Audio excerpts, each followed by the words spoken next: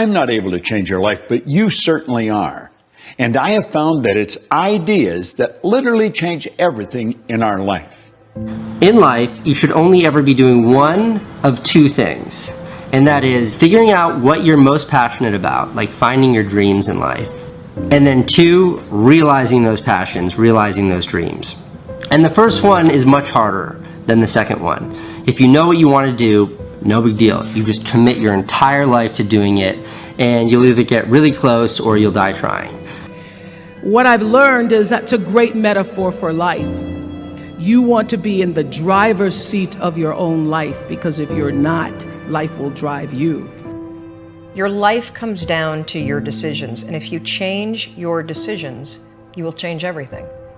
Your brain is the only thing you have when you're going through depression, when you're going through hard times, when you're going through death, real life shit. You can't Google that shit, man. You're alone. You may have a shrink you're going to, you may have a best friend you're going to, but there's 24 hours in the day where you're alone in this brain, and your brain is talking to you in all kinds of ways, and it wants to control you and pull you in these different pockets.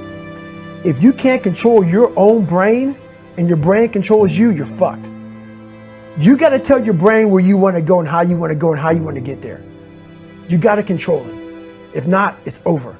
When you set goals, when you have an intention on something that you want to change about your life, your brain helps you. What it does is it opens up a checklist, and then your brain goes to work trying to remind you of that intention that you set. And it's really important to develop the skill, and I say that word purposefully, the skill of knowing how to hear that inner wisdom and that intention kicking in and leaning into it quickly. So for me, my brain saying, that's it, right there, move as fast as a rocket, Mel. I wanted to change my life. And I think most people that are miserable or that are really like dying to be great and dying to have more, we want to change. We want to live a better life. We want to create more for our families. We want to be happier. Sometimes life's going to hit you in the head with a brick. Don't lose faith. I'm convinced that the only thing that kept me going was that I loved what I did. You've got to find what you love, and that is as true for work as it is for your lovers. Your work is going to fill a large part of your life, and the only way to be truly satisfied is to do what you believe is great work. And the only way to do great work is to love what you do. If you haven't found it yet, keep looking, and don't settle. It's in our head saying, you know what, man, dude, you're not doing shit.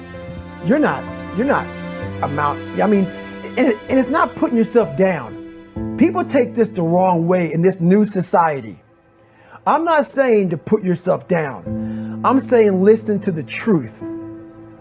And the truth isn't in the 20%. The truth is in this other part of your brain saying, look, man, you're wasting a bunch of percentage here. We have 80 more percent that we're not tapping into, because in this other 80% is suffering, pain, failure,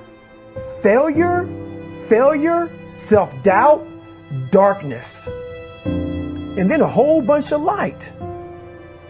But to get to this light, you got to go through all of this shit. A lot of us know that. You will fail at some point in your life. Accept it. You will lose. You will embarrass yourself. You will suck at something. If you don't fail, you're not even trying. I'll say it again. If you don't fail, you're not even trying. My wife told me this great expression. To get something you never had, you have to do something you never did. Life shrinks and life expands in direct proportion to your willingness to assume risk.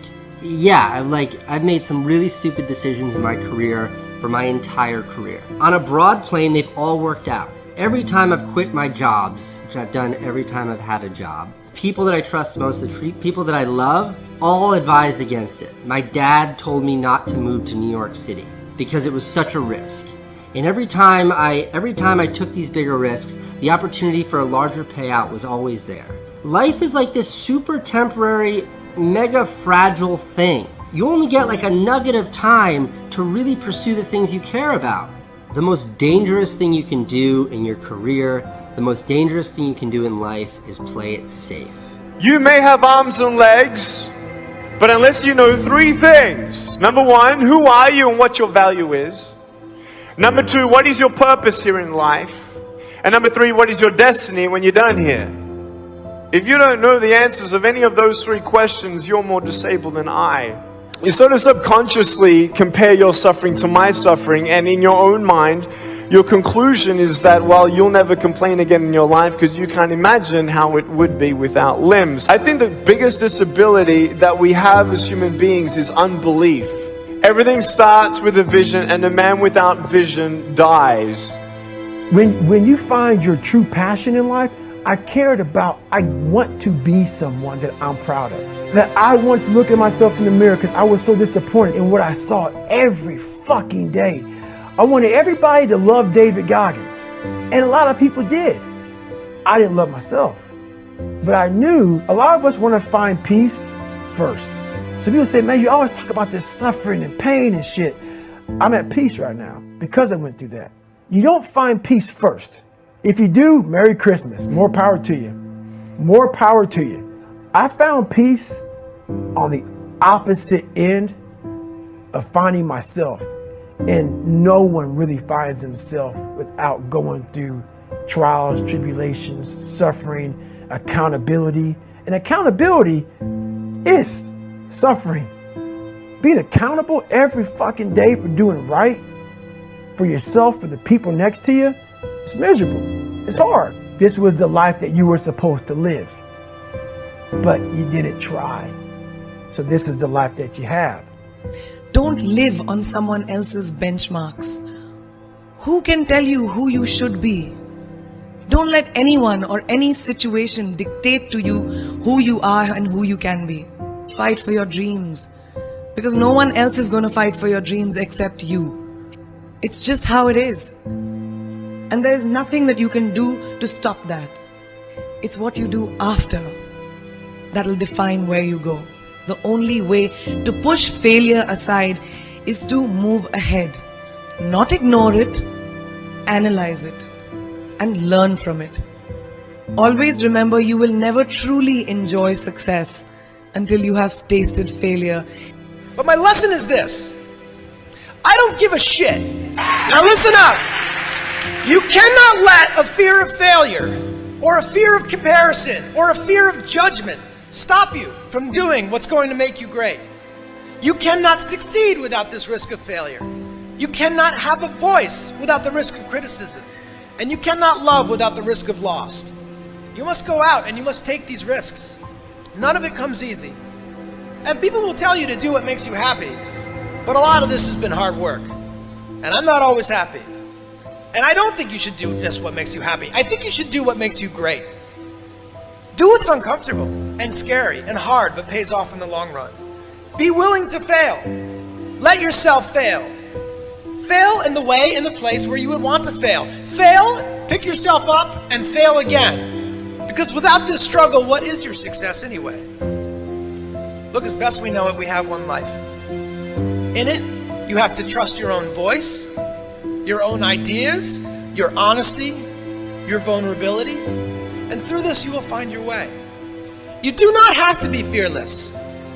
Just don't let fear stop you. Live like this as best you can, and I guarantee you will look back on a life well lived.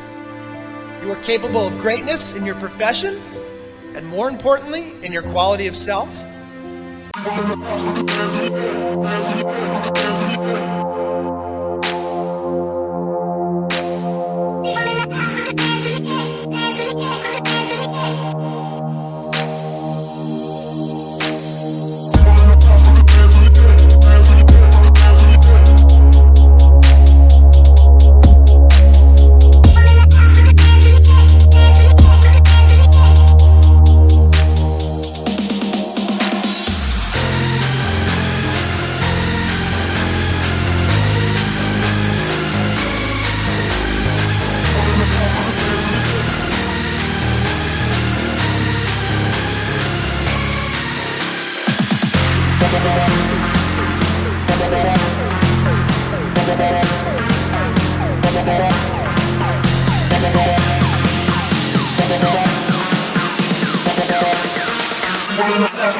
you.